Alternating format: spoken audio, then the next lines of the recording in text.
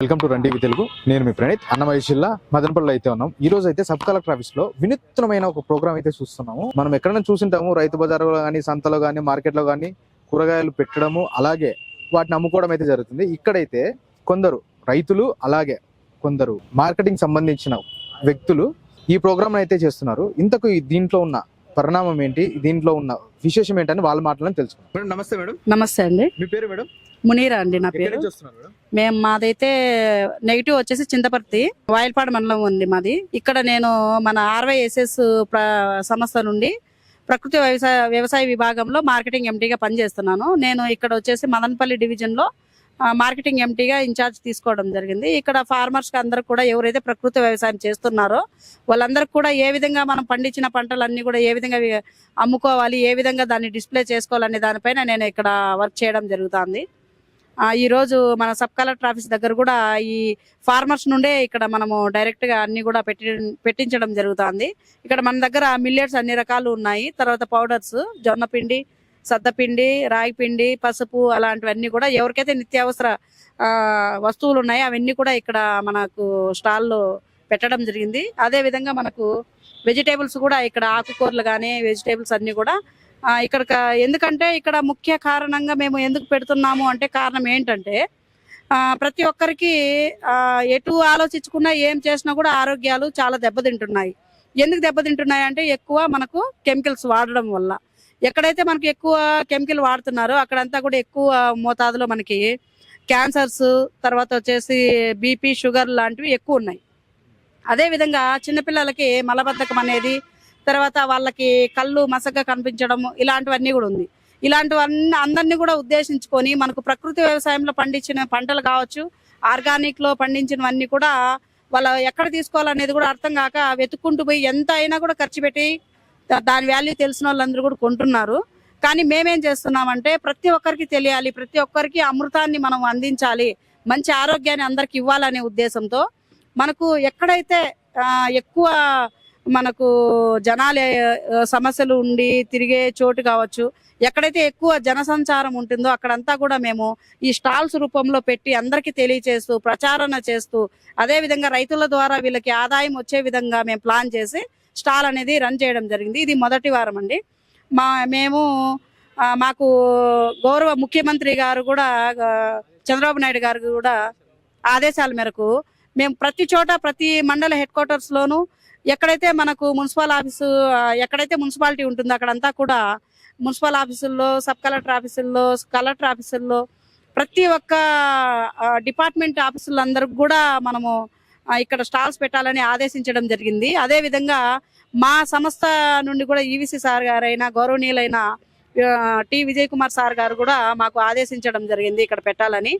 మా జిల్లా head quarter మా డిపిఎం సార్ గారు కూడా శ్రీ గౌరవ వెంకటమోహన్ సార్ గారి ఆదేశాల మేరకు మేము ఇక్కడ ఈరోజు పర్మిషన్ తీసుకొని సార్ గారితో, సబ్ కలెక్టర్ ఆఫీస్ గారితో పర్మిషన్ తీసుకొని మేము ఇక్కడ ఈరోజు స్టాల్ అనేది నడపడం జరుగుతుంది.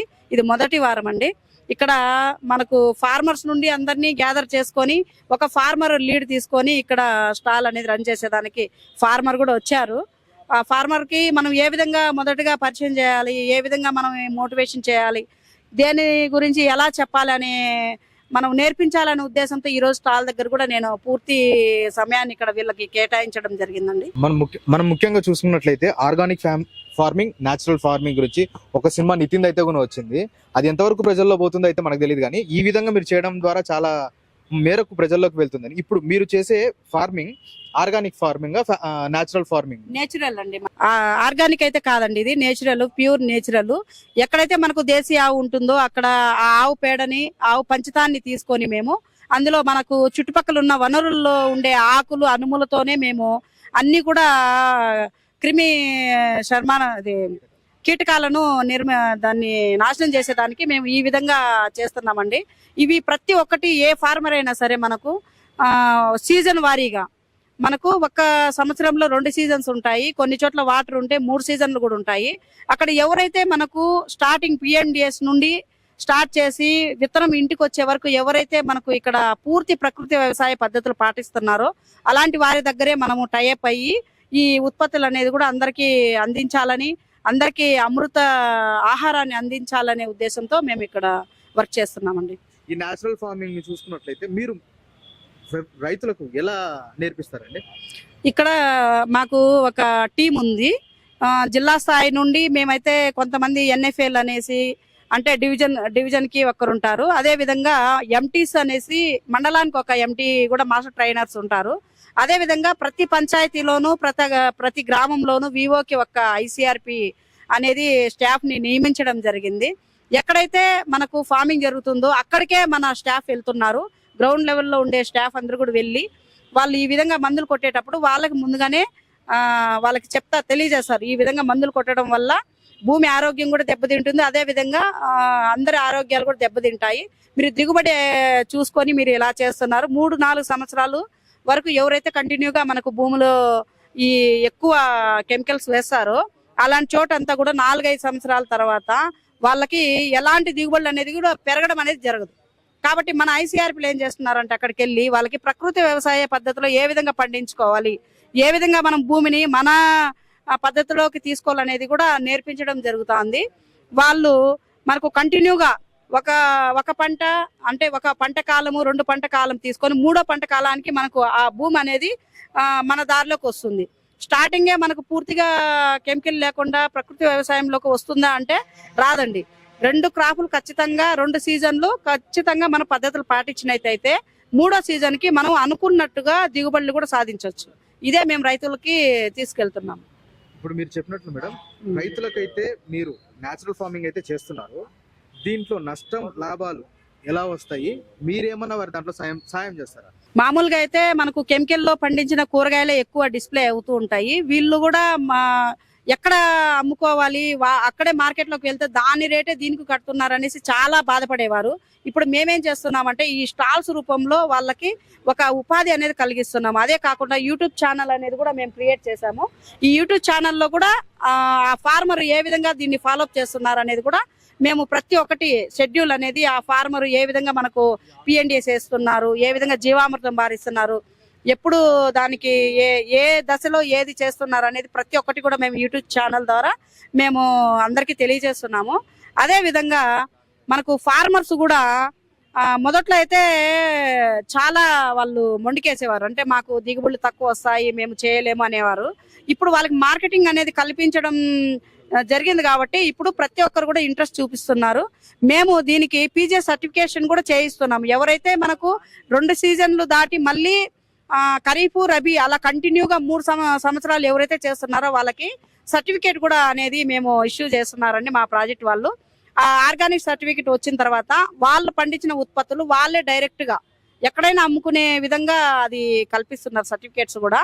కాబట్టి రైతులు కూడా చాలా మంది ఇప్పుడు ఇంట్రెస్ట్ చూపుతున్నారు, చేస్తున్నారు. చాలా మంది బెంగళూరు, హైదరాబాద్ అక్కడ కూడా ట్రాన్స్పోర్ట్ పంపించుకుంటున్నారు. ఇప్పుడు ప్రస్తుతం అయితే మేమైతే మండల హెడ్ క్వార్టర్స్ లో ఎక్కడైతే వివో మీటింగ్ జరుగుతాయో, ఎక్కడైతే గ్రామ సంఘం మీటింగ్ జరుగుతుందో అక్కడంతా కూడా అందరికీ అందే విధంగా ప్రచారం జరిగే విధంగా మేము స్టాల్స్ అనేది రన్ చేస్తున్నాము.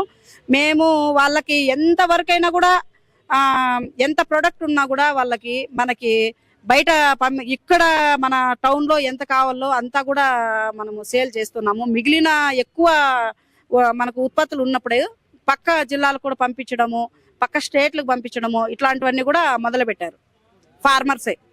మేడం, మనం చూసుకున్నట్లయితే ముడి సరుకు అయితే పర్లేదు, అదే ఈ పచ్చి సరుకు గురించి ఇది వాడిపోతే మీరు ఏం చేస్తారు? అప్పుడు నష్టమే కదా రైతులకు. కానీ ఇప్పుడు జరిగే ప్రతి ఒక్క టమోటాలు చూసుకున్నా గానీ ఎక్కడ చూసుకున్నా గానీ 1000 టన్నుల లెక్క రోడ్లలో పారేస్తున్నారు. దీని గురించి మీరు ఇట్లా చెప్తారు? అందుకే మేము మా అధికారులు చెప్పిన ప్లాన్స్ ప్రకారము, అదే విధంగా మా డిపిఎం సార్ గారి ఆదేశాల ప్రకారము మేము ఏం చేస్తున్నామంటే ఎకరాలలో ఎక్కువ వేయకుండా కనీసము 20 సెంట్లు 5 సెంట్ల నుండి 20 సెంట్ల వరకు మోడల్స్ అనేటివి పెట్టించాము. ఈ మోడల్స్ లో ఎలా అంటే మనకు 5 కిలోల నుండి 10 కిలోల వరకు మనకు వీక్లీ వస్తూ ఉంటాయి. అవి ఏం చేస్తున్నామంటే మనము స్టాల్స్ రూపంలో సరిపోతున్నాయి, ఎలాంటి నష్టం కలగడం లేదు.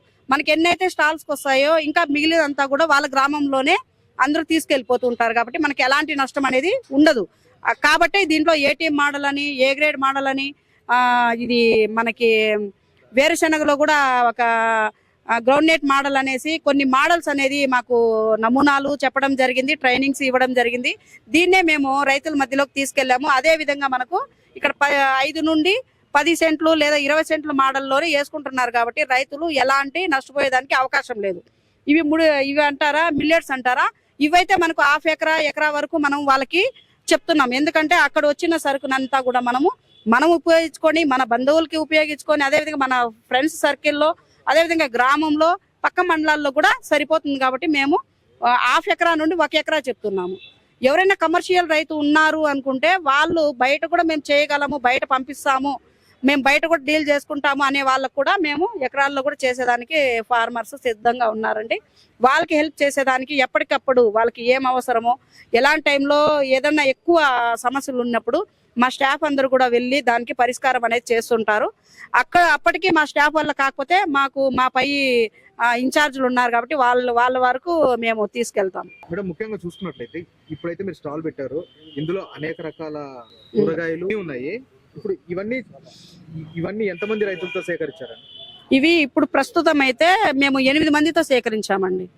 మోడల్స్ అయితే స్టార్ట్ చేశారు. కొంతమంది మోడల్స్ వచ్చి నెల రోజులు అది పంటకాలం ఉంది, కొంతమందిది 2 నెలలు ఉంది, కొంతమందిది 3 నెలలు ఉంది. కాబట్టి ఆకుకూరలు వచ్చేసి ఎవరి దగ్గర అయితే నెలలాగా ఉందో వాళ్ళ దగ్గర తీసుకున్నాము. 3 నెలల పంటలో వంకాయ, బీర, టమోటో అట్లాంటివి వాళ్ళ దగ్గర తీసుకోవడం జరిగింది. అది దశల వారీగా, అది కూడా అంతే, పంట కాలం బట్టే మనము దాన్ని తీసుకోవడం జరుగుతుంది. ఆకుకూరలు వచ్చేసి మనకు 25వ రోజు నుండి స్టార్ట్ అయిపోతుంది.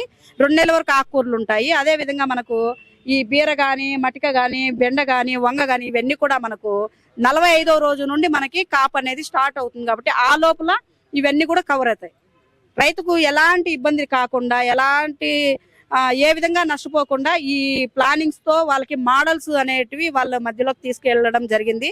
మా సక్సెస్ కి కారణం కూడా అదే. ఆ మోడల్స్ వల్లే రైతులు కూడా నష్టపోవడం లేదు. ఇక్కడ పెట్టుకున్న ఫార్మర్స్ కూడా ఎలాంటి నష్టం లేకుండా అప్పటికప్పుడే మనకు అన్ని కూడా అయిపోతుంటాయి. ఇప్పుడు చూడండి, వారంలో 3-4 రోజులు, సోమవారము, మంగళవారం, బుధవారం పిహెచ్సి సెంటర్స్ లో కూడా మేము స్టార్ట్ చేశాము కొన్ని చోట్ల. ఇక్కడ కూడా మదనపల్లిలో కూడా పిహెచ్సి సెంటర్ జనరల్ హాస్పిటల్లో కూడా ఆల్రెడీ పర్మిషన్ కోసం లెటర్ పెట్టడం జరిగింది. సార్ గారు కూడా చెప్తామన్నారు, సబ్ కలెక్టర్ సార్ గారు.